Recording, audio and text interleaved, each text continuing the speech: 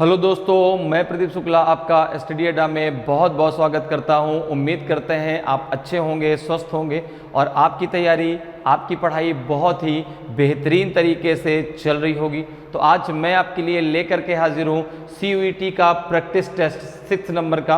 और जिस सब्जेक्ट पे हम लोग क्वेश्चन डिस्कस कर रहे हैं वो सब्जेक्ट है हमारा मैथ।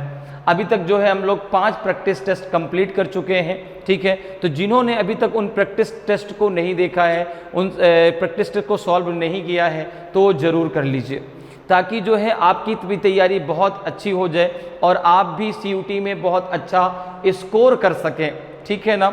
और जो है आपका जो सेक्शन 3 आएगा, चूँकि जो जिसका सब्जेक्ट मैथ है उसके लिए तो अलग से डोमेन में मैथ आएगी, लेकिन जो आपका सेक्शन 3 आएगा, ठीक है ना, उसमें आपका मैथ, रीजनिंग और जनरल नॉलेज से रिलेटेड क्वेश्चन पूछे जाएंगे। तीनों पार्टों से 25 क्वेश्चन आएंगे। टोटल 75 क्वेश्चन, आपको 60 क्वेश्चन करने होंगे 60 मिनट में, ठीक है ना। तो अभी तक जो है हम लोग 5 प्रैक्टिस टेस्ट कंप्लीट कर चुके हैं। तो जिन्होंने अभी तक उन वीडियोस को नहीं देखा है तो एक बार ज़रूर देख लीजिए। चलिए आज क्लास को स्टार्ट करते हैं। आज मैं आपके लिए बहुत ही धमाकेदार क्वेश्चन लेकर के हाजिर हूं। तो चलिए स्टार्ट करते हैं बिना किसी देरी के। और आज की क्लास का पहला क्वेश्चन है प्रैक्टिस टेस्ट 6 का आपका फर्स्ट क्वेश्चन। सबसे पहले क्वेश्चन को रीड करते हैं और फिर क्वेश्चन को सॉल्व करेंगे। एक प्रैक्टिस टेस्ट आपको 2 पार्टों में मिलता है, ठीक है ना, इस बात को भी ध्यान रखिएगा। एक प्रैक्टिस टेस्ट आपको 2 पार्टों में मिलता है।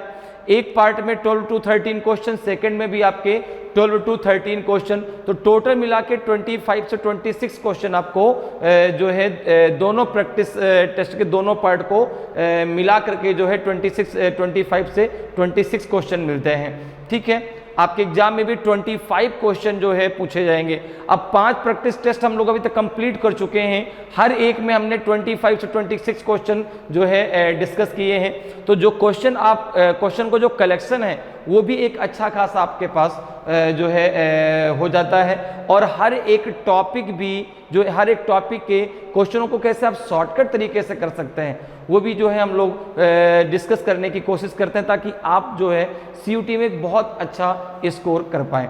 तो चलिए देखिए क्वेश्चन क्या कह रहा है। क्वेश्चन है आपका कि a family consisting of grand parents and 3 children, the average age of the grandparents is 67 years, that of the parents is 35 years and that of the children is 6 years. What is the average age of the family? एक परिवार जिसमें दादा दादी, माता पिता और 3 बच्चे हैं। दादा दादी की औसत आयु 67 वर्ष है, माता पिता की 35 वर्ष और बच्चों की औसत आयु 6 वर्ष है। परिवार की औसत आयु कितनी है? और क्वेश्चन आपको हिंदी और इंग्लिश दोनों में प्रोवाइड होता है, ठीक है ना, हिंदी लैंग्वेज में भी और इंग्लिश लैंग्वेज में भी, ताकि जो है आपको जो इंग्लिश मीडियम के हैं उनको भी प्रॉब्लम ना हो और जो हिंदी मीडियम के हैं उनको भी क्वेश्चन को समझने में प्रॉब्लम ना आए। तो देखिए अब क्वेश्चन आपसे पूछ रहा है कि भाई average age of the family. तो यहाँ पे देखो एवरेज की अगर हम बात करें तो एवरेज किस प्रकार से निकाला जाता है। तो आपने कहा सम ऑफ द रिजल्ट अपॉन जो है नंबर ऑफ रिजल्ट, ठीक है ना। एवरेज कैसे निकालते हैं? Sum of the result upon number of result. तो अगर एवरेज दिया हो उसको सम में बदलना हो तो क्या करेंगे? तो वहां पर जो है एवरेज को मल्टीप्लाई कर देंगे नंबर ऑफ रिजल्ट से। जैसे यहां पर देखो अगर हम बात करें तो जो ग्रैंड पेरेंट्स की जो एवरेज एज दी गई है, ठीक है ना, ग्रैंड पेरेंट्स की जो एवरेज एज दी गई है, ग्रैंड पेरेंट्स की जो एवरेज एज दी गई हो कितनी दी गई है? 67। अब ग्रैंड पेरेंट्स में आपके दोनों आते हैं, grand father and grand mother दोनों आएंगे। तो 67 इंटू 2 हो जाएगी। तो इनकी टोटल जो आपकी एज हो जाएगी कितनी हो जाएगी? 2 7 जा 14, 2 6 जा आपका 12 और 1 हो जाएगा आपका 30, 134 हो जाएगा। क्लियर है? इसी प्रकार से अगर हम पेरेंट्स की बात करें तो पेरेंट्स में मदर और फादर दोनों आते हैं। तो पेरेंट्स की एवरेज एज कितनी है? पेरेंट्स की एवरेज एज कितनी है? तो आपने कहा कि पेरेंट्स की एवरेज एज 35 है। तो 35 इंटू 2 तो ये हो जाएगा आपका 70, ठीक है ना। इसी प्रकार से चिल्ड्रन की एवरेज एज कितनी है? अब कितने चिल्ड्रन है? 3, ठीक है ना। कितने चिल्ड्रन हैं? 3 चिल्ड्रंस हैं, तो उनकी एवरेज एज कितनी है? 6। तो अगर मैं चिल्ड्रन की टोटल एज की बात करूं, ठीक है ना, अगर मैं चिल्ड्रन के टोटल एज की बात करूं तो ये हो जाएगा 6 × 3, तो ये हो जाएगा आपका 18। तो अब देखो average age of the family, अब अगर हम बात करें तो क्या देखो average age of the family, average age of the family कितना हो जाएगा? तो आपने कहा ये हो जाएगा 134 प्लस 70 प्लस 18, और नंबर ऑफ पर्सन कितने हैं फैमिली में? तो आपने कहा 2 हो गए, एक ग्रैंडफादर और ग्रैंड मदर, 2 हो गए आपके मदर और फादर, और 3 हो गए चिल्ड्रन। तो ये हो जाएगा आपका जो है 134 और 70 कितना हो जाएगा? प्लस 18 जरा ऐड करो, 8 + 4 आपका 12, 1 आपका होल्ड हुआ, 7 + 1 आपका 8, 8 3 11 और 1 हो जाएगा आपका 12, 1 और 1 हो जाएगा आपका 2, यहाँ हो जाएगा 7, तो 7 3 जा 31, कितना बचेगा आपका? 7 3 जा 21 में आपका 1 बच जाएगा, 7 1 जा 7, बचेगा 5/7। एवरेज एज आ जाएगी 31:5/7 ईयर। तो ये ऑप्शन बी आपका सही आंसर हो जाएगा, ऑप्शन बी आपका जो है सही आंसर हो जाएगा। एवरेज एज कितनी आ जाएगी? 31:5/7 ईयर। क्लियर है? समझ में आ गया किस प्रकार से निकालना है? भाई ग्रैंड पेरेंट्स की एवरेज एज दी गई थी, उससे हमने टोटल एज में कन्वर्ट कर लिया। पेरेंट्स की एवरेज एज दी गई थी, उसको हमने टोटल एज में कन्वर्ट कर लिया। चिल्ड्रन की एवरेज एज दी गई थी, उसको हमने टोटल एज में कन्वर्ट कर लिया, ठीक है ना। और एवरेज कैसे निकालते हैं? Sum of the result upon number of result. Clear है? तो आंसर आ जाएगा 31:5/7 ईयर्स। क्लियर? अगले क्वेश्चन पे चलते हैं।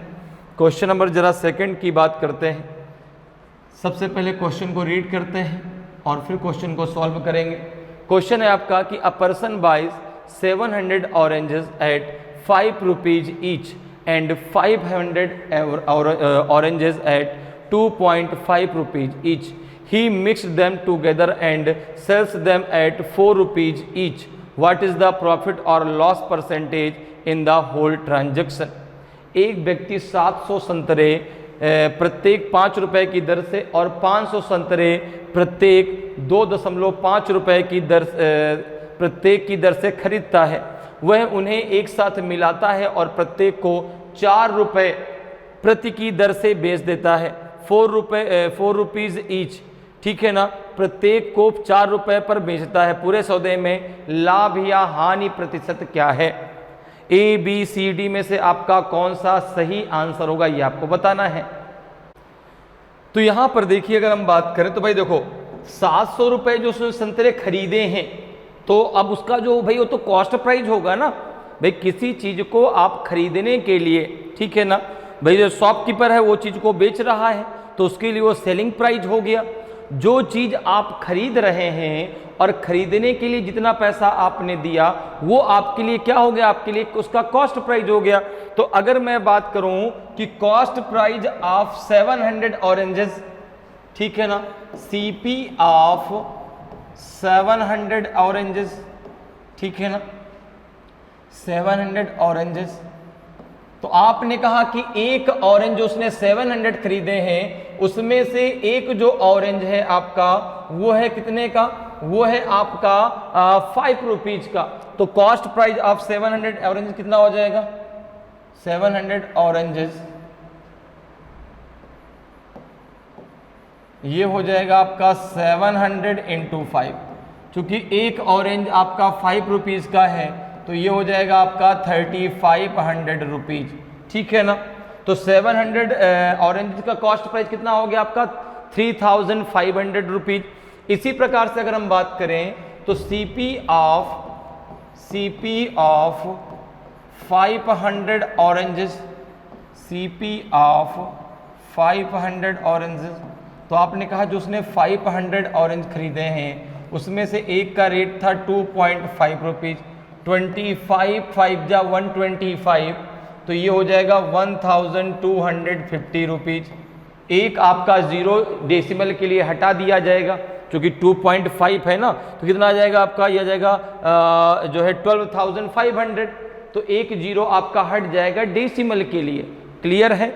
अब देखो, अगर मैं टोटल कॉस्ट प्राइस की बात करूं, अगर मैं बात करूं कि टोटल कॉस्ट प्राइस कितना है, टोटल सीपी कितना है, टोटल सीपी कितना है जो उसने खर्च किया, तो आपने कहा ये हो जाएगा आपका 3,500 प्लस 1250, ये कितना है टोटल, तो 0 और 5, ठीक है। फिर कितना आ जाएगा 5 + 2 आपका 7, ये है आपका 4,750 रुपीज। उसने जो टोटल पैसा उस ऑरेंज को खरीदने में लगाया वो है आपका 4,750 रुपीज। अब देखो, दोनों को उसने मिक्स कर दिया, दोनों को उसने मिक्स कर दिया और 4 रुपीज ईच पर उसने उसको बेच दिया। तो अगर मैं बात करूं कि selling price of the total oranges, SP of total oranges, total orange, तो आपने कहा टोटल कितने हो जाएंगे, तो आपने कहा 500 प्लस 700, और अब इनको जो बेच रहा है वो एक को 4 रुपए पे बेच रहा है, तो ये हो जाएगा आपका 1200 × 4, तो ये हो जाएगा आपका 4800। तो अब देखो, उसने खरीदा कितने पे था, उसने खरीदा कितने पे था, 4,750 रुपीज पे। उसको कितना प्रॉफिट, कितना उसने बेचने पे कितना रुपए मिला, 4,800। तो उसको तो प्रॉफिट हो गया ना, उसको प्रॉफिट हुआ, कितने का प्रॉफिट हुआ, तो अगर बात आप करें कि प्रॉफिट परसेंटेज, तो देखो उसने जो है सेलिंग प्राइस कितना है 4,800, कॉस्ट प्राइस कितना था 4,750। उसको जो भी लॉस या प्रॉफिट होता है वो हमेशा जो है कॉस्ट प्राइस पर होता है, तो 4,750 और इनटू हो जाएगा आपका 100, ठीक है ना। इसको जरा सॉल्व कर कितना आएगा, तो यहाँ पे जब इसको हम जो है माइनस करेंगे कितना आ जाएगा 0, तो ये 0 हो जाएगा, और 10 में से 5 गया 5, और यहाँ कितना बचेगा आपका, यहाँ बचेगा आपका 7 में से, तो भाई 10 में से 5 गया 5, 7 में से 7 गया तो 0, तो 50 रुपीज़ का क्या हो रहा है, उसको प्रॉफिट हो रहा है कितने में, आपका 4,750 इंटू आपका 100। 0 से 0 कैंसिल हो जाएगा, 5 से इसको कैंसिल कर दो, कितनी बार आ जाएगा, तो 5 9 जा आपका हो जाएगा 45, बचेगा आपका 2, 5 5 जा 25, फिर 5 से कैंसिल कर दो, 5 19 जा आपका 95, 5 2 जा 10, 20 अपॉन 19 आएगा, ठीक है ना। कितना आ जाएगा 20 अपॉन 19, ये आ जाएगा आपका 20 अपॉन 19, और 20 अपॉन 19 को आप क्या लिख सकते हैं 1:1/19%, 1:1/19% को क्या लिख सकते हैं, इसको आप लिख सकते हैं जो है 1:1/19%, ठीक है ना। जगह का इसलिए यहाँ पे लिख दिया मैंने, क्लियर है। तो ऑप्शन ए आपका सही आंसर हो जाएगा। भाई उसको 50 रुपीज़ का प्रॉफिट हो रहा कितने में, 4,750 रुपीज़ में, क्योंकि जो भी प्रॉफिट या लॉस होता है वो हमेशा किस पर होता है, सीपी पर होता है। क्लियर है। तो ऑप्शन जो है आपका ए बिल्कुल सही आंसर हो जाएगा। क्लियर है। नेक्स्ट क्वेश्चन पर चलते हैं। नेक्स्ट क्वेश्चन देखिए आपका 3rd नंबर क्वेश्चन। क्वेश्चन को पहले रीड कर लेते हैं, क्वेश्चन क्या कह रहा है। क्वेश्चन है कि if A and B can do the whole work in 8 days, okay, and B alone can do the work in 12 days, in how many days A can do the work alone. यदि A और B पूरे काम को 8 दिनों में कर सकते हैं और बी अकेला उस काम को 12 दिनों में कर सकता है, तो ए अकेले कार्य को कितने दिनों में कर सकता है, 20 डेज में, 24 डेज में, 25 डेज में कि 30 डेज में। तो देखिए जरा भाई, अब यहाँ पे जो है भाई देखो, कोई भी वर्क जो होता है, ठीक है ना, जो कोई भी वर्क अगर करते हैं तो इफिशियंसी के अकॉर्डिंग टाइम लगता है। ठीक है भाई, अगर जो है कोई वर्क आप कर रहे हैं तो उस वर्क को करने में जो समय लग रहा है वो आपकी इफिशियंसी के अकॉर्डिंग लग रहा है। अगर जो है आपकी इफिशियंसी ज़्यादा है तो काम करने में समय कम लगेगा, और अगर आपकी इफिशियंसी कम है तो काम करने में समय ज़्यादा लगेगा। ठीक है ना। तो जो भी किसी काम को करने में समय लगता है वह इफिशियंसी के अकॉर्डिंग लगता है, अर्थात क्षमता के अनुसार लगता है। ठीक है ना। अब यहां पर देखो कह रहा है कि ए और बी जब साथ काम करते हैं तो वह इस काम को 8 दिन में पूरा कर देते हैं। जब भी अकेले उस काम को करता है तो उसको जो है 12 दिन लग जाते हैं। कितने दिन लग जाते हैं? 12 दिनों में पूरा कर सकता है अकेले। अब देखो अगर मैं टोटल वर्क की बात करूं तो 8 और 12 का एलसीएम निकाल लो। 8 और 12 का एलसीएम हो जाएगा 24। तो 24 क्या हो गया आपका? टोटल वर्क हो गया। 24 क्या हो गया आपका? टोटल वर्क हो गया। तो ये तो जो है डेज दिए गए, तो इफिशियंसी कितनी निकल के आएगी? 8 3 जा 24, 12 2 जा 24। तो ये क्या निकल के आई? ये निकल के आई क्षमता। ये निकल के आई क्षमता। ये दिया गया था आपका डेज। ठीक है ना। ये क्या दिया गया था? आपका डेज। तो जो है किसी काम को करने में जो भी समय लगता है वह उसकी क्षमता के अनुसार लगता है। जैसे बी की अकेले की जो इफिशियंसी है वो 2 है, तो भाई इसको काम करने में कितने दिन लग जाएंगे? 12 डेज लग जाएंगे। इन दोनों की इफिशियंसी 3 है, दोनों मिलकर काम करेंगे तो 8 डेज में कंप्लीट कर देंगे। अब कह रहा है कि यदि अकेले ए करेगा तो ए को कितना समय लग जाएगा? तो आपने कहा कि अगर मैं ए की इफिशियंसी की बात करूं, अगर मैं बात करूं कि एज इफिशियंसी, ए की अकेले की क्षमता कितनी है, तो आपने कहा कि ए प्लस बी की इफिशियंसी में से आप जो है बी की इफिशियंसी को माइनस कर दीजिए। ए प्लस बी की इफिशियंसी कितनी है? 3 है। बी की अकेले की 2 है, तो ए की अकेले कितनी आ जाएगी? 1 आ जाएगी। तो जब ए की इफिशियंसी 1 है तो अब देखो यहां पे अगर मैं बात करूं कि ए कैन डू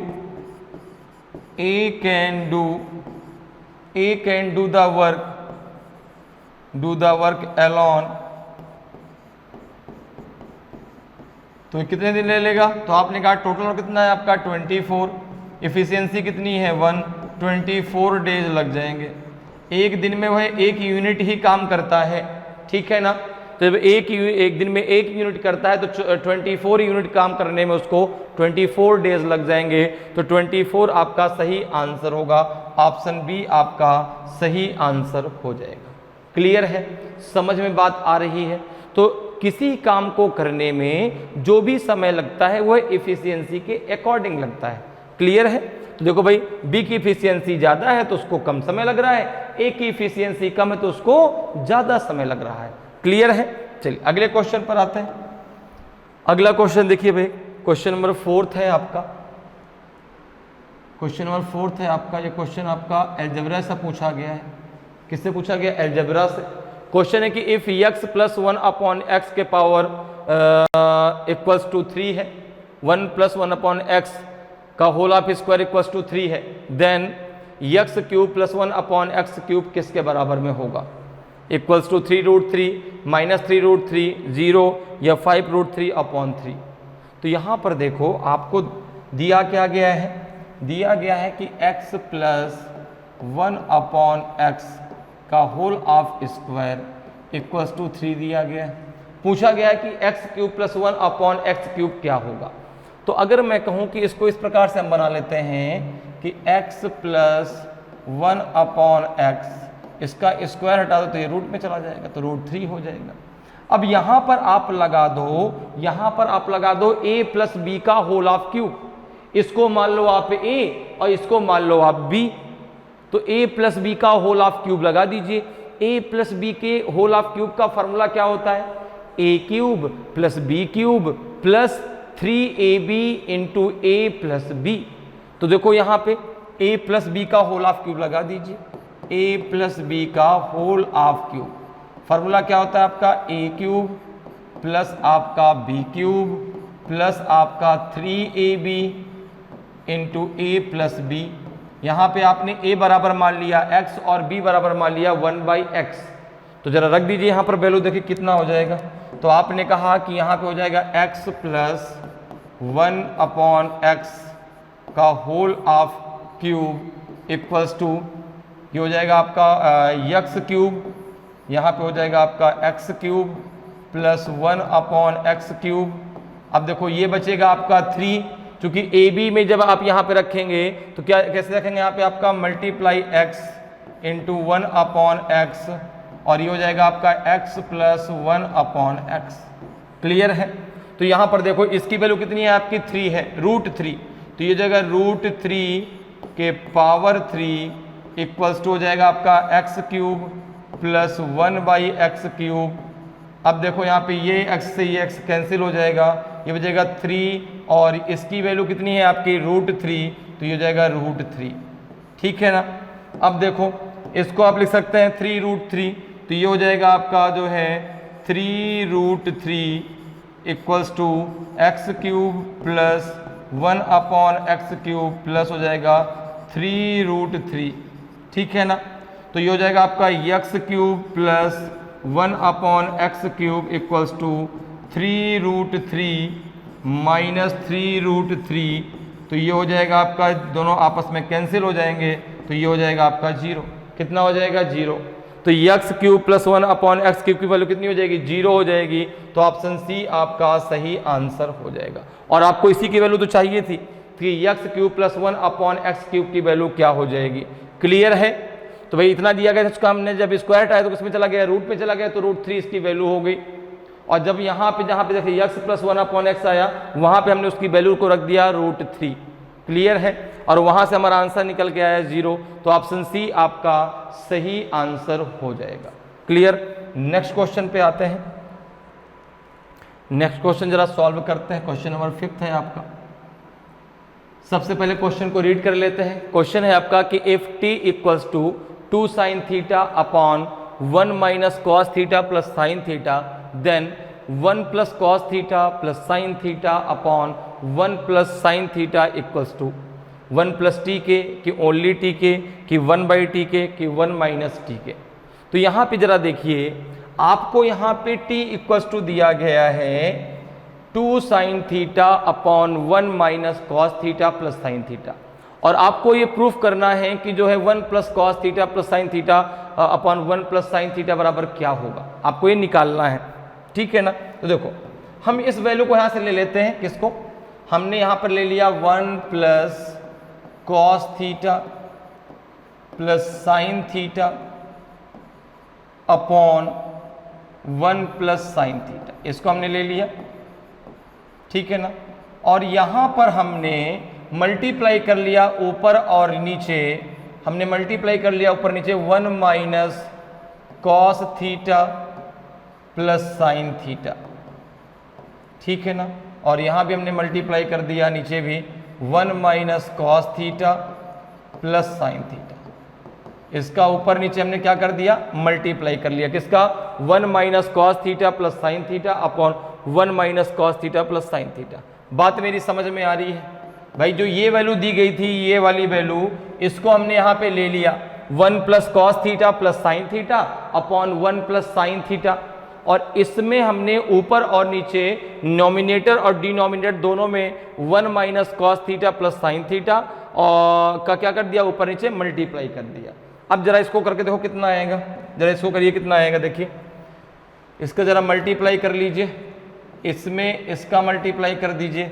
तो यहाँ पे अगर इसका इसमें मल्टीप्लाई करते हैं तो सबसे पहले 1 का मल्टीप्लाई होगा, तो 1 माइनस कॉस थीटा प्लस आपका आ जाएगा साइन थीटा। फिर आप जो है कॉस थीटा का मल्टीप्लाई कर दीजिए, तो cos theta minus cos square theta plus cos theta into sine theta. ठीक है? अब यहाँ पर इसका मल्टीप्लाई उसका अब जरा साइन का करिए, तो ये हो जाएगा आपका प्लस का sine theta minus sine theta into cos theta, और ये हो जाएगा आपका प्लस का साइन स्क्वायर थीटा। यहाँ तक किसी को कोई प्रॉब्लम नहीं होनी चाहिए। अब देखो यहाँ पर इसको जरा सॉल्व कर लो। ये है आपका 1 plus sine theta into 1 minus cos theta plus sine theta, ठीक है ना। अब जरा देखिए इसको जब हम सॉल्व करेंगे यहाँ पे, तो ये माइनस का कॉस थीटा है, ये प्लस का कॉस थीटा है, कैंसिल हो जाएगा, ठीक है ना। इसी प्रकार से जो है यहाँ पर देखें अगर, तो ये देखो ये प्लस का cos theta into sine theta है, ये माइनस का cos theta into sine theta है, ये आपस में कैंसिल हो जाएगा। अब यहाँ पर अगर आप देखें तो क्या बचेगा आपका, ये बचेगा आपका 1 माइनस कॉस स्क्वायर थीटा, ठीक है ना। इसको हम अलग कर लेते हैं और ये बच जाएगा आपका 2 साइन थीटा। देखो एक ये बचेगा, एक ये बचेगा, तो ये हो जाएगा आपका प्लस का 2 साइन थीटा और ये बचेगा आपका प्लस का साइन स्क्वायर थीटा, अपॉन हो जाएगा आपका जो है, अपॉन हो जाएगा 1 plus sine theta, 1 plus sine theta into 1 minus cos theta plus sine theta. अब जरा देखिए 1 माइनस कॉस स्क्वायर थीटा का मतलब होता है sine square theta, 1 minus cos square theta का मतलब होता है साइन स्क्वायर थीटा। तो इसको आप क्या लिख सकते हैं, 2 sine theta, 2 sine theta plus 2 sine square theta, upon हो जाएगा आपका 1 plus sine theta, 1 plus sine theta and 1 minus cos theta plus sine theta, cos theta plus sine theta. यहां तक आपको क्लियर है। ये 2 साइन स्क्वायर थीटा कैसे आया ये भी क्लियर है भाई। 1 माइनस कॉस स्क्वायर थीटा का मतलब होता है साइन स्क्वायर थीटा, क्योंकि sine square theta plus cos square theta बराबर होता है 1, तो कॉस स्क्वायर थीटा बराबर हो जाएगा 1 माइनस साइन स्क्वायर थीटा, या साइन स्क्वायर थीटा बराबर हो जाएगा 1 minus cos square theta. Clear है। तो यहाँ पे 1 माइनस कॉस स्क्वायर थीटा को हम लिख सकते हैं साइन स्क्वायर थीटा, तो 2 साइन स्क्वायर थीटा हो जाएगा, क्योंकि एक पहले से है। अब देखो अगर आप यहाँ से 2 साइन थीटा को बाहर ले लें, अगर यहाँ से आप 2 साइन थीटा को ऊपर में बाहर ले लें, तो अंदर क्या बचेगा आपका, अंदर बचेगा 1 प्लस साइन थीटा, अंदर बचेगा 1 प्लस साइन थीटा, अपॉन में क्या है आपका 1 plus sine theta, 1 plus sine theta into 1 minus cos theta, 1 minus cos theta plus sine theta. Clear है, यहाँ तक बात क्लियर है। अब देखो अगर आप यहाँ पर देखें तो ये वैल्यू कैंसिल हो जाएगी, 1 प्लस साइन थीटा से 1 प्लस साइन थीटा कैंसिल हो जाएगा और ये बचेगा आपका 2 sine theta, 2 sine theta upon 1 minus cos theta, क्या बचेगा 1 माइनस कॉस थीटा, ठीक है ना, 1 minus cos theta plus sine theta, बचेगा नहीं बचेगा। और ये वैल्यू किसके बराबर है, ये वैल्यू देखो t के बराबर दी गई है, ये वैल्यू किसके बराबर दी गई है, t के बराबर दी गई है। 2 sine theta upon 1 minus cos theta plus sine theta equals to t के है, तो ऑप्शन बी आपका सही आंसर हो जाएगा। तो इसकी वैल्यू किसके बराबर में हो जाएगी, t के बराबर में हो जाएगी। क्लियर है भाई। इसको जब हमने सॉल्व किया तो ये वैल्यू आ गई 2 sine theta upon 1 minus cos theta plus sine theta, और 2 sine theta upon 1 minus cos theta into plus sine theta किसके बराबर में है, t के बराबर में। तो इसकी वैल्यू किसके बराबर में हो जाएगी, t के बराबर में हो जाएगी। तो ऑप्शन बी आपका सही आंसर हो जाएगा। क्लियर है। चलिए आगे बढ़ते हैं, अगले क्वेश्चन पर आते हैं। अगला क्वेश्चन देखिए भाई, क्वेश्चन नंबर 6 है आपका। सबसे पहले क्वेश्चन को रीड कर लेते हैं। क्वेश्चन है आपका कि in a fire range 4 shooters are fired at their respective targets. The first, second, third and the fourth shooters hit the target once in every 5 seconds. S का मतलब सेकेंड से है यहाँ पे, ठीक है ना। 5 second, 6 second, 7 second and 8 second respectively. If all of them hit their target at 10:20 AM, when will they hit their target together again? एक फायर रेंज में 4 निशानेबाजों द्वारा उनके संबंधित निशाने पर निशाना लगाया जाता है। पहले, दूसरे, तीसरे और चौथे शूटर ने क्रमशः 5 सेकेंड, 6 सेकेंड, 7 सेकेंड और 8 सेकेंड में एक बार निशाने पर निशाना लगाया। यदि वे सभी 10-20 पूर्वाह्न पर अपने लक्ष्य को भेदते हैं तो वे फिर से एक साथ अपने लक्ष्य को कब भेदेंगे। तो दोबारा जो है एक साथ कब भेदेंगे ये आपको बताना है, ठीक है ना। तो एस का मतलब किससे है, सेकंड से।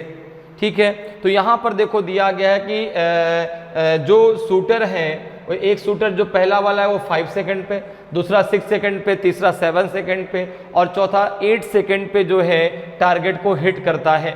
इन्होंने एक साथ 10:20 AM पर टारगेट को हिट किया था। अब दोबारा कितने टाइम पर हिट करेंगे एक साथ, तो यहाँ पर जरा देखें, ऐसे क्वेश्चन में डायरेक्ट आपको क्या करना है, डायरेक्ट आपको 5 सेकेंड, 6 सेकेंड, 7 सेकेंड और 8 सेकेंड का एलसीएम निकालना लेना है। अगर मैं बात करूं तो LCM of 5 second, 6 second and 7 second and 8 second, तो जो एलसीएम आएगा वो सेकेंड में आएगा।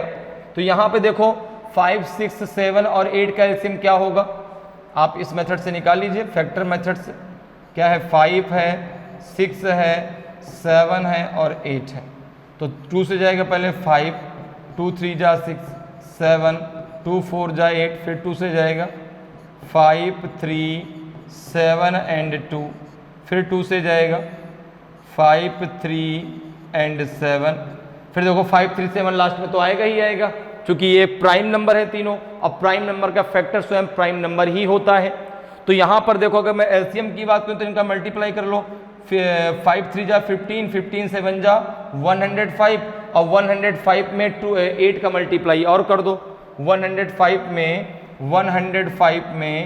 8 का मल्टीप्लाई और कर लो, तो 8 5 जा 40 और 8 1 जा 8, तो इनका जो एलसीएम है वो आ जाएगा आपका 840 सेकेंड आएगा, ध्यान रखना।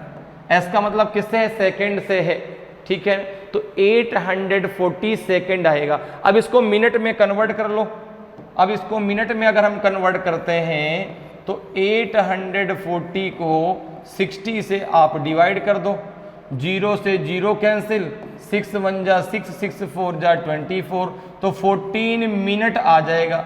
14 मिनट बाद वह फिर से एक साथ जो है हिट करेंगे। ठीक है ना, तो अगर मैं टाइम की बात करूं कि अगर मैं टाइम की बात करूं कितने टाइम पर हिट करेंगे, तो आपने कहा 10:20 पर पहले हिट किया था, अब 14 मिनट बाद हिट करेंगे, तो 40 मिनट के साथ ऐड करो। ठीक है ना, तो यहाँ पे कितना हो जाएगा आपका 10:34, कितना आ जाएगा 10:34 AM पर वह फिर से हिट करेंगे एक साथ, तो ऑप्शन ए आपका सही आंसर हो जाएगा। क्लियर है, समझ में बात आ रही है। तो ऐसा क्वेश्चन जब भी आता है डायरेक्ट उसका एलसीएम लेके आप आंसर दीजिए। अगर सेकंड में वैल्यू है तो उसको मिनट में कन्वर्ट कर लीजिए, मिनट को कन्वर्ट करने के सेकंड को मिनट में कन्वर्ट करने के 60 से भाग दीजिए, अगर मिनट में है तो उसको आवर में कन्वर्ट कर लीजिए, आवर में भी कन्वर्ट करने के लिए मिनट को 60 से भाग दे दीजिए। क्लियर है, तो यहाँ पे हो जाएगा 10:34 AM। ठीक है, तो ऑप्शन ए आपका सही आंसर हो जाएगा। अगले क्वेश्चन पर आते हैं। अगला क्वेश्चन देखिए भाई, 7th नंबर क्वेश्चन है। सबसे पहले क्वेश्चन को रीड कर लेते हैं, क्वेश्चन क्या कह रहा है और फिर क्वेश्चन को हम सॉल्व करेंगे। A thief is noticed by a policeman from 150 metre. The thief start running and the policeman start to chase him. If the speed of the policeman and thief are 12 km/h and 9 km/h respectively, what is the distance between the thief and the policeman after 2 minutes? एक चोर 150 metre से एक पुलिसकर्मी द्वारा देखा जाता है। चोर भागने लगता है और पुलिसकर्मी उसका पीछा करने लगता है। यदि पुलिसकर्मी और चोर की गति क्रमशः 12 किलोमीटर प्रति घंटे और 9 किलोमीटर प्रति घंटे है, तो 2 मिनट बाद चोर और पुलिस के बीच की दूरी कितनी है? तो देखो भैया, एक चोर है जो पुलिस को पकड़ रहा है, सॉरी, एक पुलिस है जो चोर को पकड़ रही है। ठीक है ना, चोर नहीं पुलिस को पकड़ रहा है। ठीक है ना, पुलिस जो है चोर को पकड़ रही है। तो भाई देखो, ऐसा है कि पुलिस तभी चोर को पकड़ पाएगी जब पुलिस की स्पीड चोर से क्या होगी, ज्यादा होगी। अगर पुलिस की स्पीड चोर से कम होगी तो क्या उसको पकड़ पाएगी? क्या नहीं पकड़ पाएगी, चोर तो भाग जाएगा। भागते रहो, कोई बात नहीं। ठीक है ना, तो जो पुलिस की स्पीड है वो चोर की स्पीड से क्या होगी, ज्यादा होगी। तो देखो यहाँ पे दिया गया है कि जो पुलिसमैन है उसकी स्पीड है 12 km/h और जो थीफ है उसकी स्पीड है 9 km/h। तो यहां पर देखें भाई, अगर हम बात करें तो देखो चोर और पुलिस एक ही डायरेक्शन में दोनों भाग रहे हैं। चोर और पुलिस एक ही डायरेक्शन में भाग रहे हैं भाई। जिस डायरेक्शन में चोर भाग रहा है उसके पीछे पीछे पीछे पुलिस वाला भाग रहा है। तो चोर और पुलिस एक ही डायरेक्शन में भाग रहे हैं। तो यहां पर बात आ जाती है रिलेटिव स्पीड की। किसकी बात हो जाती है? रिलेटिव स्पीड की। अब रिलेटिव स्पीड की अगर हम बात करें तो अगर डायरेक्शन सेम है तो रिलेटिव स्पीड आपस में घट जाती है, अगर डायरेक्शन डिफरेंट है तो रिलेटिव स्पीड आपस में जुड़ जाती है। तो यहां पर देखो जो पुलिसमैन है उसकी स्पीड कितनी है, ठीक है ना, पुलिसमैन की स्पीड कितनी है, पुलिसमैन की स्पीड कितनी है, तो आपने कहा 12 किलोमीटर पर आवर। और थीप की स्पीड कितनी है, थीप की स्पीड कितनी है, थीप की स्पीड है आपकी 9 kilometre per hour, 9 kilometre per hour. तो अगर मैं बात करूं कि रिलेटिव स्पीड कितनी होगी, रिलेटिव स्पीड कितनी होगी, रिलेटिव स्पीड कितनी होगी, रिलेटिव स्पीड कितनी होगी, तो अब भाई देखो डायरेक्शन दोनों का सेम है, क्योंकि जिधर चोर भाग रहा है उसके पीछे पीछे उसी डायरेक्शन में पुलिस भी भाग रही है। तो यहां पर देखो क्या हो जाएगा, आपका रिलेटिव स्पीड आपस में क्या हो जाएगी, घट जाएगी। तो 12 माइनस आपका 9, तो ये हो जाएगा आपका 3 kilometre per hour. Relative speed कितनी हो गई, 3 किलोमीटर पर आवर। तो 1 घंटे में वह कितना चल रहा है, 1 घंटे में चल रहा है 3 किलोमीटर। अच्छा, जब चोर ने पुलिस को देखा था उस समय वह उससे कितना दूर था, 150 मीटर दूर था। क्लियर है? अब देखो 3 किलोमीटर पर आवर अर्थात 1 घंटे में, 1 घंटे में कितना दूरी कम कवर कर रहा है, 1 घंटे में, ठीक है ना, कह सकते हैं 1 आवर में, 1 घंटे में कितना दूरी कवर कर रहा है, तो आपने कहा 3 किलोमीटर, ठीक है ना। तो यहां पे अगर हम बात करें कि 60 मिनट में कितना कर रहा है, तो आपने कहा बात तो वही है, 60 मिनट में 3 किलोमीटर। तो यहां पर देखो तो 1 मिनट में, 1 मिनट में कितना करेगा, 3/60। तो 2 मिनट में वह कितना कवर कर लेगा, क्योंकि ये बता 2 मिनट में कितनी दूरी पर रहेंगे, 2 मिनट में वह कितना कवर कर लेगा, तो 3/60 इंटू 2 कितना हो जाएगा, 2 3 जा 6, 2 3 जा 6, ठीक है ना। और ये हो जाएगा आपका कितना, ये हो जाएगा, अब ये किलोमीटर में है तो इसको मीटर में कन्वर्ट कर लो, ठीक है ना। इसको जब मीटर में कन्वर्ट कर लेंगे कितना हो जाएगा आपका भाई, 60 मिनट में 3 किलोमीटर, 1 आवर में 3 किलोमीटर, तो 60 मिनट में 3 किलोमीटर, तो 1 मिनट में कितना 3/60, तो 2 मिनट में कितना हो जाएगा 3/60 इंटू 2, ठीक है ना। तो ये हो जाएगा आपका 30 से 30, तो ये हो जाएगा आपका 1/10, ठीक है ना। कितना हो जाएगा 1/10, तो 1/10 किलोमीटर आएगा, क्या आएगा 1/10 किलोमीटर। तो ये 1/10 क्या आ जाएगा आपका, किलोमीटर आएगा। अब किलोमीटर को इसमें कन्वर्ट कर लो, किलोमीटर कन्वर्ट कर लो मीटर में, तो 1 किलोमीटर में 1000 मीटर होते हैं। तो अगर मैं बात करूं कि 2 मिनट में उसने कितना कर लिया, तो आपने कहा 1000/10, तो उसने 100 मीटर जो है 100 मीटर की डिस्टेंस कवर कर ली 2 मिनट में। भाई 1/10 ये किलोमीटर में आएगा, ठीक है ना। और 1 किलोमीटर में आपके जो है 1000 मीटर होते हैं, तो ये हो जाएगा 1000/10, तो जाएगा 100 मीटर। तो 2 मिनट में कितनी दूरी उसने तय कर ली, 100 मीटर की। तो 2 मिनट के बाद वह कितनी दूरी शेष बची, ठीक है ना। तो अगर मैं बात करूं कि after 2 minute, after 2 minute remaining distance, after 2 minute remaining distance is, तो आपने कहा टोटल डिस्टेंस कितनी थी 150, 2 मिनट में कितनी कवर कर ली उसने 100, अभी भी 50 मीटर की डिस्टेंस बची है, अभी भी 50 मीटर की डिस्टेंस बची है उसको पकड़ने के लिए। तो 2 मिनट के बाद 50 मीटर की दूरी अभी भी उनके बीच है, ठीक है। तो ऑप्शन बी आपका सही आंसर हो जाएगा। क्लियर, समझ में आया? तो भाई देखो यहां पर जो है दोनों एक ही डायरेक्शन में जा रहे हैं भाई, जिधर चोर जा रहा है उधर पुलिस जा रही है, तो रिलेटिव स्पीड आपस में क्या हो जाएगी, घट जाएगी। रिलेटिव स्पीड आ जाएगी आपकी 3 किलोमीटर पर आवर। तो 1 घंटे में 3 किलोमीटर, तो 1 घंटे का मतलब हो गया 60 मिनट, 60 मिनट में 3 किलोमीटर, तो 1 मिनट में 3/60, तो 2 मिनट में तो 1/10 किलोमीटर। अब चूंकि ये किलोमीटर, इसको मीटर में कन्वर्ट कर लो तो 1 किलोमीटर बराबर 1000 मीटर होता है, तो ये हो जाएगा आपका 100 मीटर। तो आफ्टर 2 मिनट रिमेनिंग डिस्टेंस कितनी हो जाएगी आपकी 50 मीटर। तो ऑप्शन बी आपका सही आंसर हो जाएगा। क्लियर है। नेक्स्ट क्वेश्चन पे आते हैं। नेक्स्ट क्वेश्चन देखिए आपका क्वेश्चन नंबर 8 है। क्वेश्चन नंबर 8 है आपका कि the height of the bucket is 45 centimetre, the radii of 2 circular end are 28 centimetre and 7 centimetre respectively, the volume of the bucket is. एक बाल्टी की ऊंचाई 45 सेंटीमीटर है, दो वृत्ताकार सिरों की त्रिज्याएं क्रमशः 28 सेंटीमीटर और 7 सेंटीमीटर है। बाल्टी का आयतन कितना है? बाल्टी का वॉल्यूम आपको बताना है, वॉल्यूम ऑफ बकेट बताना है। तो देखो भाई, कुछ इस प्रकार से बकेट है, कुछ इस प्रकार से बकेट है। यहाँ पे आप देखेंगे कुछ इस प्रकार से ये बकेट बनी, ऐसे तो है। यहाँ पे इनके बीच की जो ये धारिता है, ये रेडियस दी गई है, यही तो होगी भाई। ये बकेट है और ये बकेट की क्या हो जाएगी? ये बकेट की रेडियस हो जाएगी। ठीक है, अच्छी नहीं बनी, जरा और अच्छे से बना देते हैं। यहाँ पर देखो कुछ ऐसी बकेट बनेगी, ऐसा और ऐसा। ठीक है, अब देखो शायद सही बन जाए, ऐसे और ऐसे।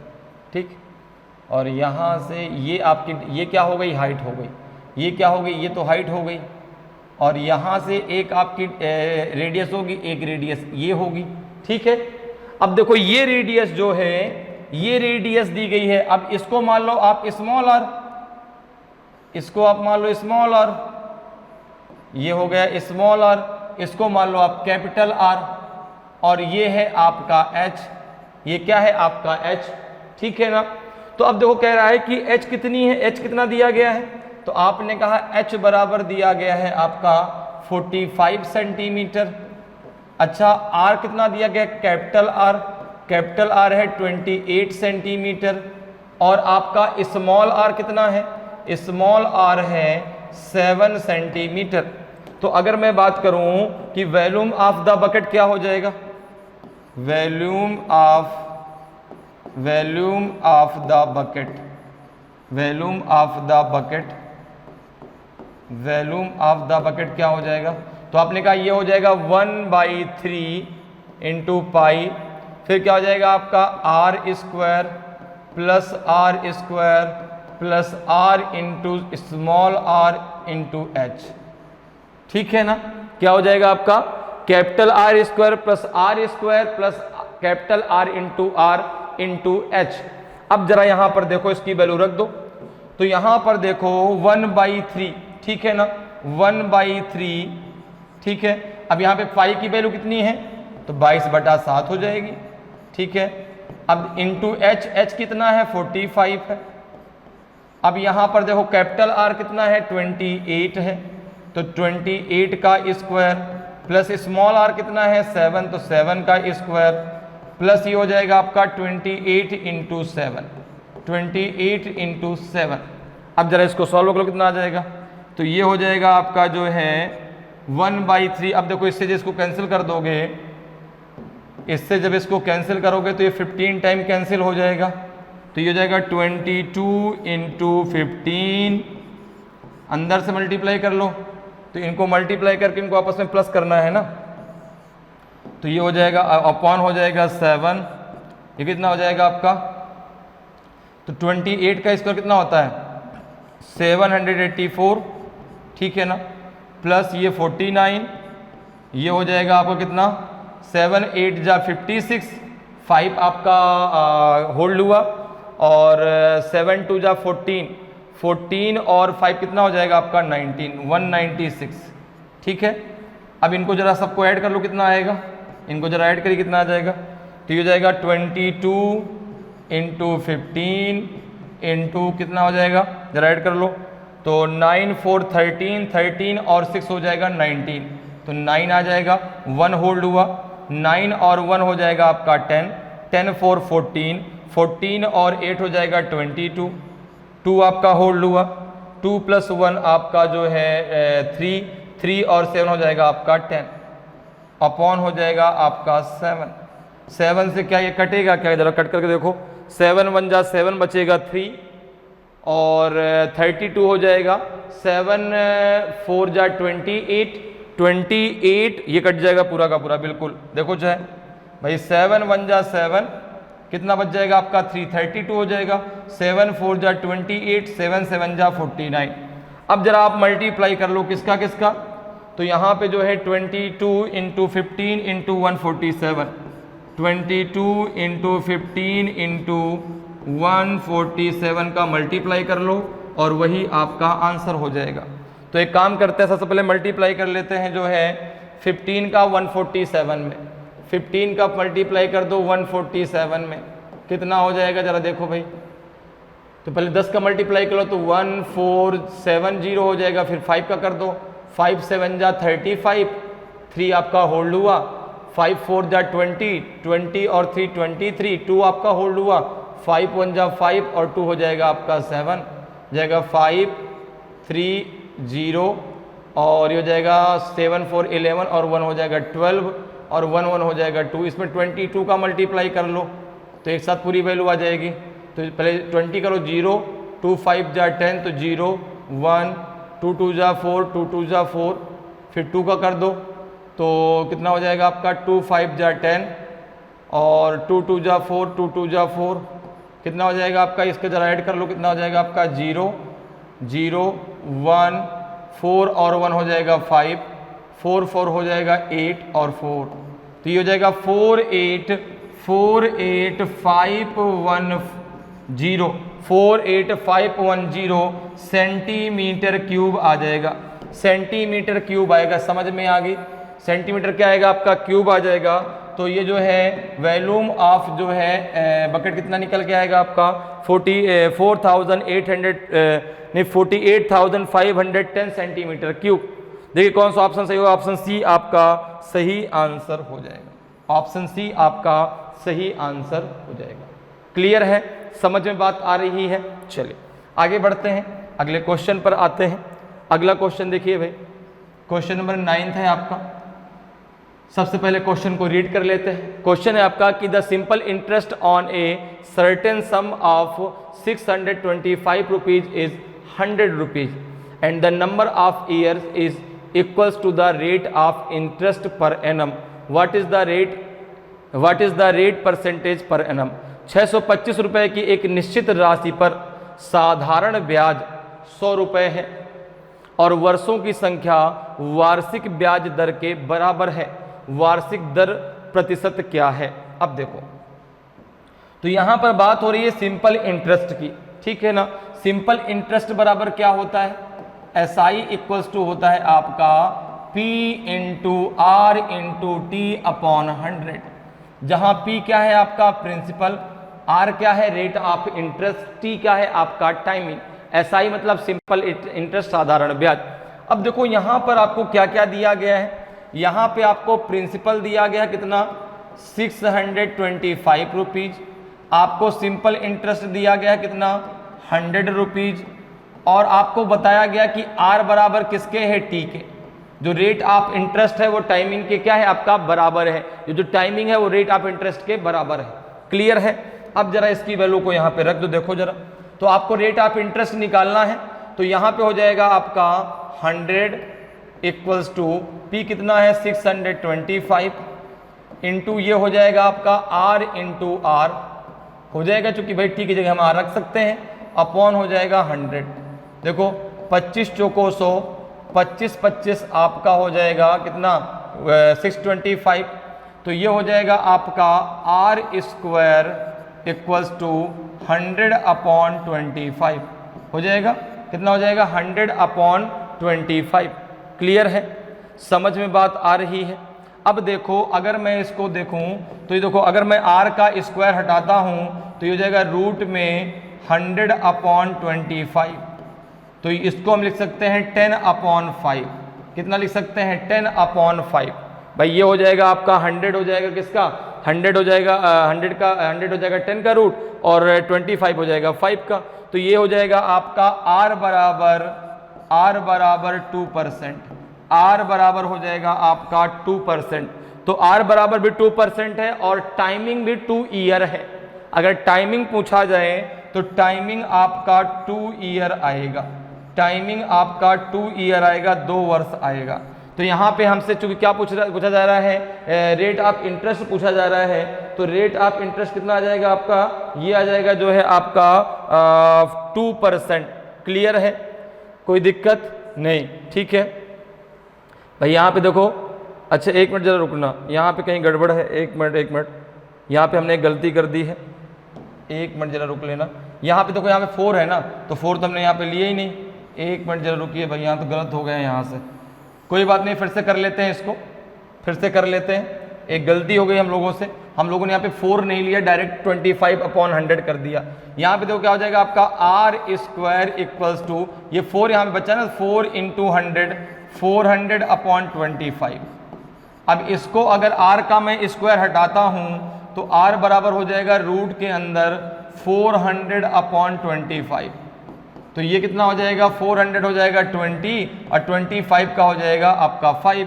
तो R बराबर आ जाएगा आपका 4%, सॉरी R बराबर कितना आ जाएगा आपका 4%। क्योंकि यहाँ पे 4 भी था ना, 4 हमने कहाँ लिया था, डायरेक्ट हम लोगों ने 100/25 लिख दिया था। तो ये हो जाएगा भाई 420 का स्क्वायर होता है, 25 आपका 5 का स्क्वायर होता है, तो 20/5 का मतलब हो गया 4%। तो रेट ऑफ इंटरेस्ट कितना आ जाएगा 4%। तो टाइमिंग भी आपका 4 ईयर आएगा, क्योंकि रेट ऑफ इंटरेस्ट और टाइमिंग दोनों समान है। तो ऑप्शन हो जाएगा ऑप्शन डी आपका सही आंसर हो जाएगा।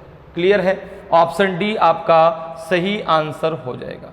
तो रेट ऑफ इंटरेस्ट कितना निकल के आएगा आपका 4%। क्लियर, अगले क्वेश्चन पर आते हैं। अगला क्वेश्चन देखिए भाई, क्वेश्चन नंबर 10 है आपका जो है। सबसे पहले क्वेश्चन को रीड कर लेते हैं, क्वेश्चन क्या कह रहा है, और फिर हम क्वेश्चन को सॉल्व करेंगे। ठीक है, क्वेश्चन है आपका कि एक कंटेनर है 70 litre of milk, from this container the 7 litres of milk was taken out and replaced by water. Okay, the same process repeated twice more, the volume of milk in the container finally is.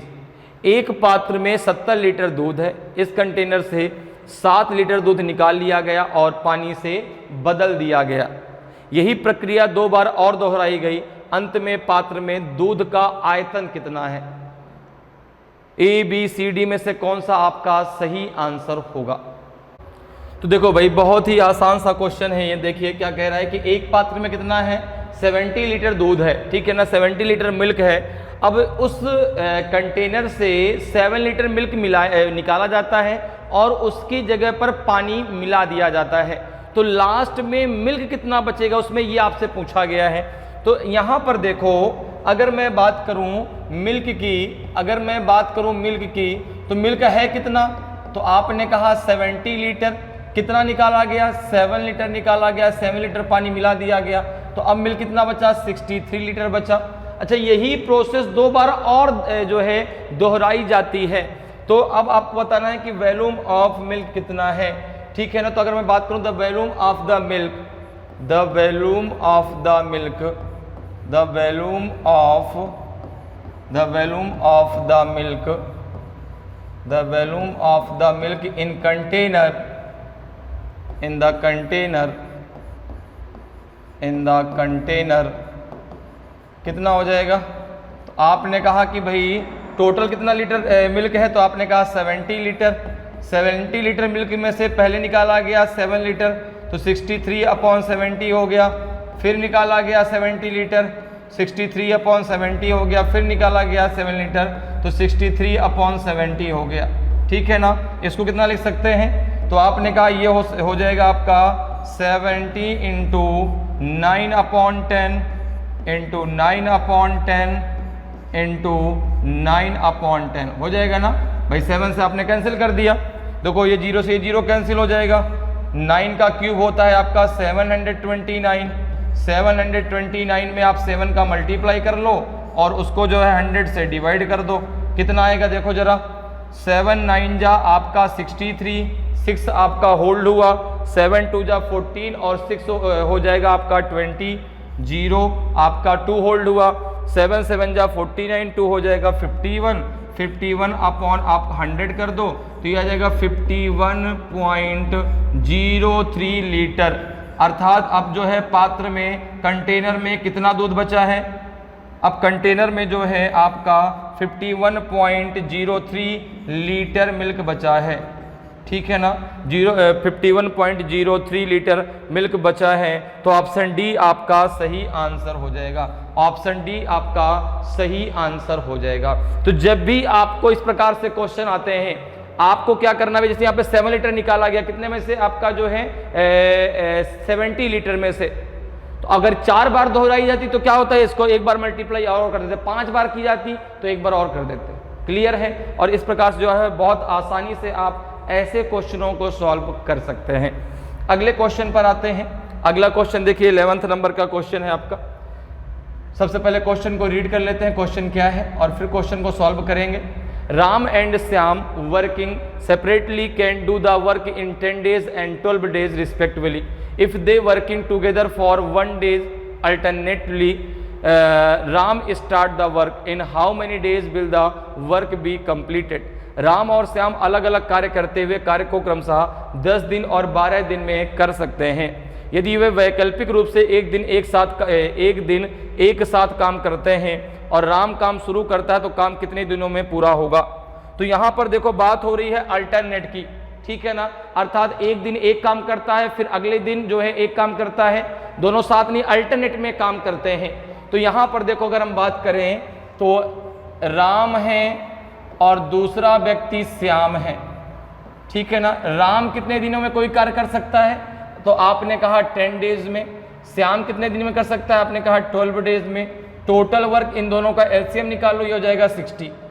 Total work कितना हो जाएगा, तो आपने कहा total work हो जाएगा आपका 60। Total work कैसे निकालें, इन दोनों का एलसीएम हमने निकाल लिया।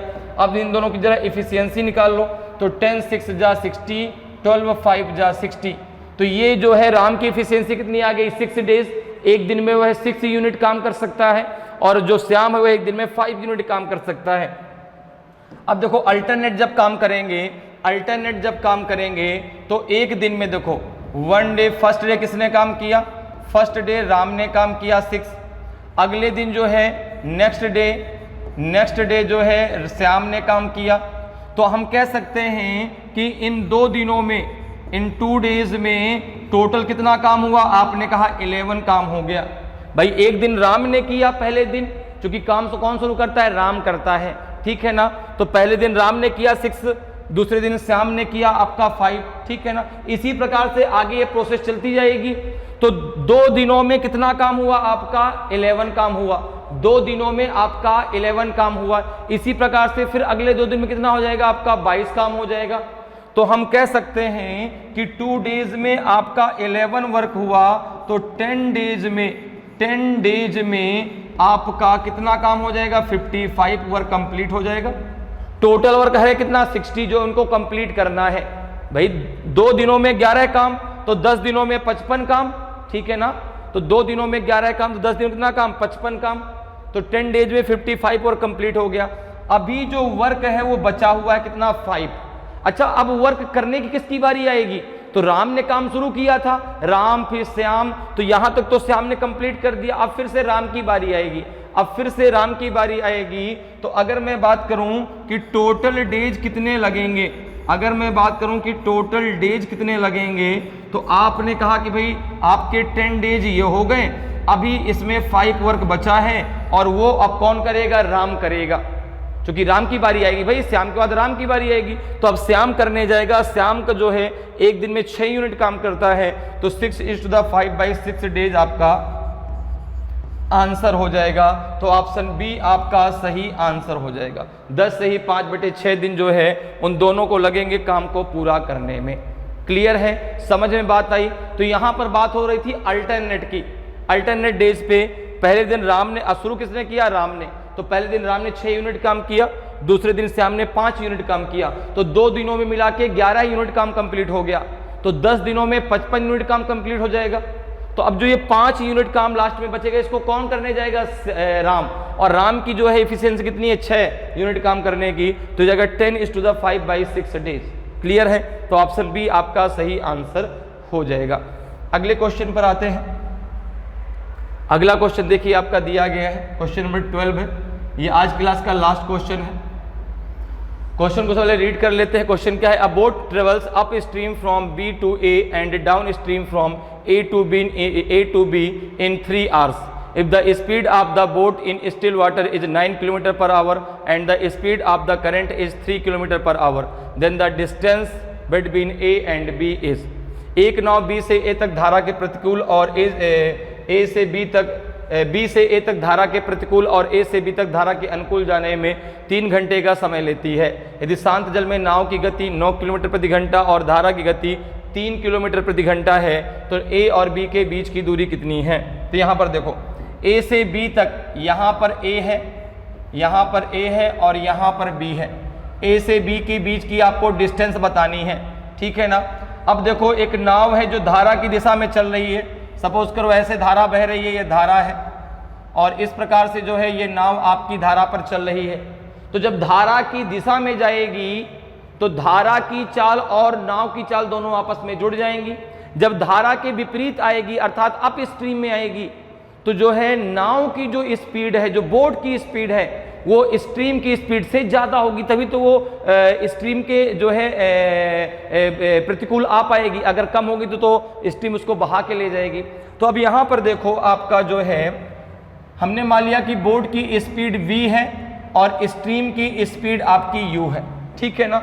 और हमने डिस्टेंस मान लिया कि लेट द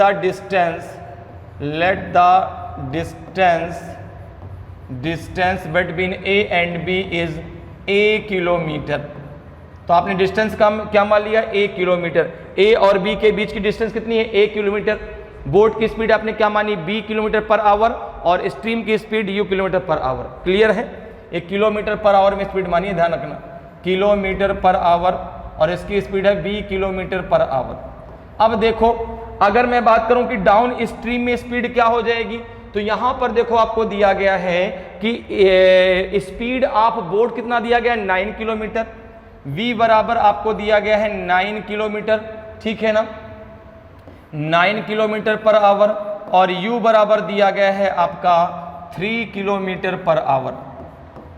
अब अगर मैं डाउन स्ट्रीम की बात करूं तो डाउन स्ट्रीम में स्पीड क्या हो जाएगी? डाउन स्ट्रीम में स्पीड क्या हो जाएगी? तो आपने कहा डाउन स्ट्रीम में स्पीड हो जाएगी B प्लस U, तो हो जाएगा 9 प्लस 3, तो ये हो जाएगा आपका 12 kilometre per hour, 12 kilometre per hour. Up stream में स्पीड क्या हो जाएगी? अप स्ट्रीम में स्पीड क्या हो जाएगी? अप स्ट्रीम में स्पीड क्या हो जाएगी? तो आपने कहा हो जाएगा B माइनस U, तो हो जाएगा आपका 9 माइनस 3, तो ये हो जाएगा आपका 6 किलोमीटर पर आवर। अब देखो आपको फॉर्मूला पता है कि स्पीड बराबर क्या होता है? Distance upon time. तो टाइम बराबर क्या हो जाएगा? Distance upon speed. Total time कितना लगता है आपको? 3 घंटे लगता है। तो यहाँ पर देखो अगर हम बात करें अकॉर्डिंग टू क्वेश्चन की, तो यहाँ पे हो जाएगा डिस्टेंस कितनी मानी है आपने? A, तो A upon 6 plus A upon हो जाएगा आपका 12 इक्वल्स टू हो जाएगा आपका 3। तो यहाँ पे इन दोनों का एलसीएम कितना हो जाएगा आपका 12, 6 2 जा 12, 2A प्लस ये हो जाएगा A इक्वल्स टू 3 हो जाएगा। तो यहाँ पे जब इसको आप सॉल्व करेंगे तो हो जाएगा 3A इक्वल्स टू 3 इंटू 12, तो A इक्वल्स टू आ जाएगा आपका 3 इंटू 12 अपॉन 3 से 3 कैंसिल हो जाएगा, ये आ जाएगा A इक्वल्स टू 12 किलोमीटर। कितना आ जाएगा? A equals to 12 kilometre. और A ही तो आपने डिस्टेंस मानी थी A से B तक की, तो ये आंसर आ जाएगा आपका A जो है बिल्कुल सही आंसर हो जाएगा।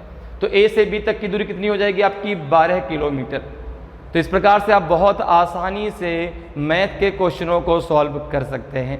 उम्मीद करते हैं कि आज क्लास आपको बहुत अच्छे से समझ में आई होगी। अगर आज की क्लास आपको अच्छी लगी हो, आज का वीडियो आपको अच्छा लगा हो और अभी तक आपने वीडियो को लाइक नहीं किया तो वीडियो को लाइक ज़रूर करें। अगर आप नए हैं और अभी तक आपने चैनल को सब्सक्राइब नहीं किया तो चैनल को सब्सक्राइब जरूर कर लें, ताकि आपको क्लास की जानकारी समय समय पर मिलती रहे और आपकी तैयारी बेहतरीन तरीके से चलती रहे। तो आज इतना ही, फिर मिलेंगे। जय हिंद, जय भारत।